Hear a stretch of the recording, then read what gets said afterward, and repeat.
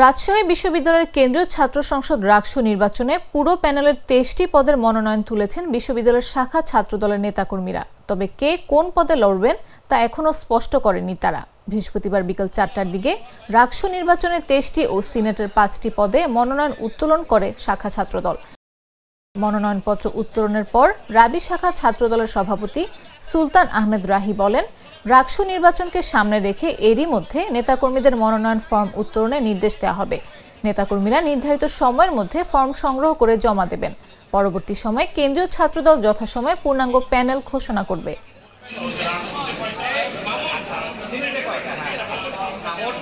নির্বাচনের রং কাটছে নির্বাচন কমিশন একদিনে দুইবার নির্বাচনের ডেট পরিবর্তন করছে, যা পৃথিবীর ইতিহাসে নজির এবং ছাত্র সংসদ নির্বাচনের ইতিহাসে নজিরবিহীন ঘটনা। এবং এই প্রশাসন একটি আল কায়দা মডেলে চলছে এবং বর্তমান নির্বাচন কমিশন যে অ্যামেচার কমিশন এবং তারা যে অপেশাদারমূলক আচরণ করে যাচ্ছে এখনও পর্যন্ত তারা নিজেরা সিদ্ধান্তে আসতে পারছে না। সুতরাং আমরা এখনও শঙ্কিত এবং নির্বাচনীদের পরিবেশ নিয়ে বলতে চাই যে হলগুলোতে এখনও কিন্তু একটি গোষ্ঠীকে 10% যে হলগুলোতে তাদের সিট যে বরাদ্দ থাকে সেটি একটি উল্লেখযোগ্য একটি সংখ্যক সিট আমরা আমাদের তথ্য রয়েছে যে সিটগুলো একটি নির্দিষ্ট সংগঠনের পারপাস সার্ভ করার জন্য দেওয়া হচ্ছে। আমাদের সাধারণ শিক্ষার্থীদের যে সকল চাহিদা এখনো আমাদের প্রশাসন বা হল যে সকল জায়গায় এখনো পূরণ করতে ব্যর্থ, সেটা আমরা চেষ্টা করবো। আমাদের জাতীয়তাবাদী ছাত্রদলের ছাত্র প্রতিনিধি যদি নির্বাচিত হয় তারা সকলে অবশ্যই চেষ্টা করবে তাদের জায়গা থেকে সকল কিছু।